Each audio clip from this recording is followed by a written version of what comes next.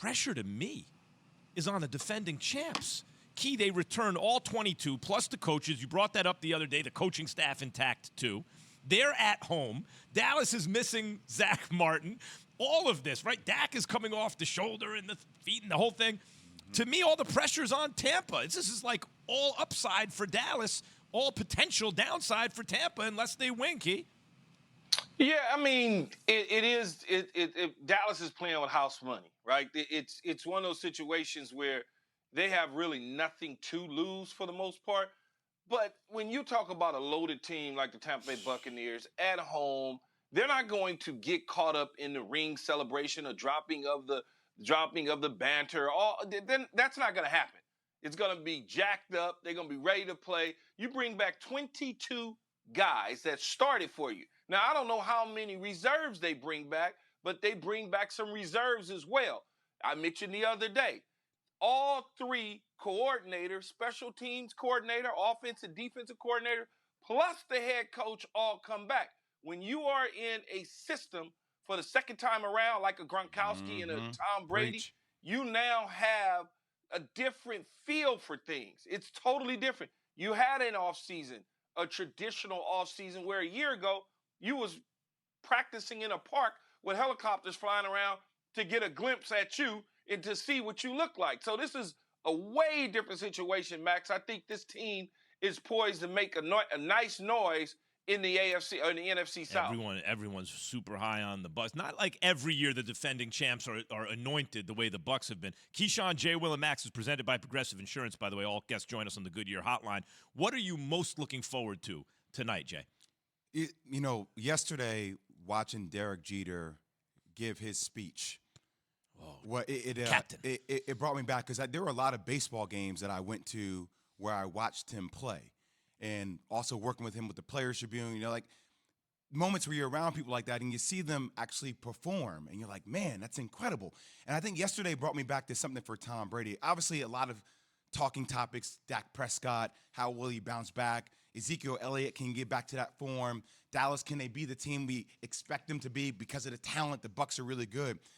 But I'm sitting there saying, damn, my man, Tom Brady is going into his 22nd year in the NFL. He is 22nd year. Yo. I turned 40. You see why I thought he was going to fall off a cliff? I turned 40. No one goes 22 years in the NFL. I turned 40 tomorrow, Max. This man is 5 Happy years. Birthday. Thank you. This man is 5 years older than me and is coming off a Super Bowl victory where he is still hitting the pinnacle, still hitting the peak of his career.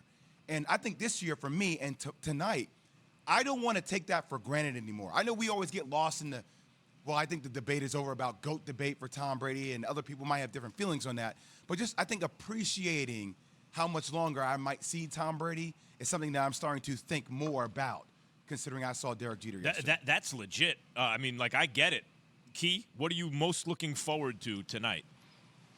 I think I'm going to be looking forward to taking a strong look at the defensive side of the ball for the Buccaneers. I want to really see what they bring to the table against this kind of banged up, hampered offensive line. Like, how can they negate the running game of the Dallas Cowboys? Are they going to apply that pressure to Dak Prescott to get him to get off his mark, to test his leg, all of those sort of things? Because I'm sure when you look at it from Todd Bowles' perspective, he's going to do everything. He's going to throw the kitchen sink at Dak Prescott early and often to make sure that he's healthy, to make sure that he wants to be out there when he's bringing extra people out of the secondary when he doesn't really necessarily need to, because he can get that heat from up front. Yeah, I guess I'm most looking forward to. I mean, it's tough with games. Sometimes you say, I don't know who's going to win this game. I have a good feeling Tampa's going to win the game, right? I have a good feeling that Tampa, at home, the defending champs,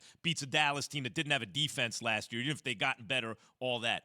I am looking forward to Ezekiel Elliott running the ball, to see, especially without Zach Martin there, to see if Zeke can be – look, he took off weight. You could see that. Mm-hmm. He's coming off a disappointing season where he didn't have an offensive line. I know the right side of the line is not 100%, but I want to see how he looks running the ball. Let's not forget, just a couple of years ago, the offense was really based around Zeke, and they kept getting Dak more receivers, and Dak kept getting better, and you really can't say that anymore. But Zeke, if he's firing on all cylinders, the team is different offensively. Yeah, I think that's the thing. You just look. I don't expect the Cowboys to win. I expect the Bucs to win actually quite easily, but I do expect to see where that zip is with the Cowboys offense, right? We always talk about how talented they are, the name recognition on this team, right? Amari Cooper, CeeDee Lamb, all these talented players. I want to see how precise that offense can be against a top-tier defense in the first game.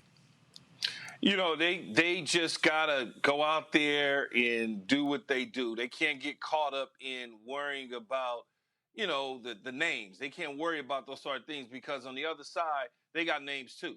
And those names just won the damn Super Bowl. So when you look at it, if I'm the Dallas Cowboys, I'm going out there and I'm trying to put my best foot forward and then let the chips fall where they may. No doubt. They should be playing loose. Dallas has everything to gain in this game. Could you imagine if the Dallas Cowboys upset the Tampa Bay Bucks week 1 on the road? How good it is for them. Let the conversation start. So much to gain. It could happen. It could happen. It's like Are a you saying huge it's going to happen? upside for Are you Dallas. saying it's going to happen, Key? No, I said could. Yeah. I didn't say it was. I said could happen. Keyshawn, J. Will, and Max on ESPN. Thanks for watching ESPN on YouTube. For live streaming, sports, and premium content, subscribe to ESPN+.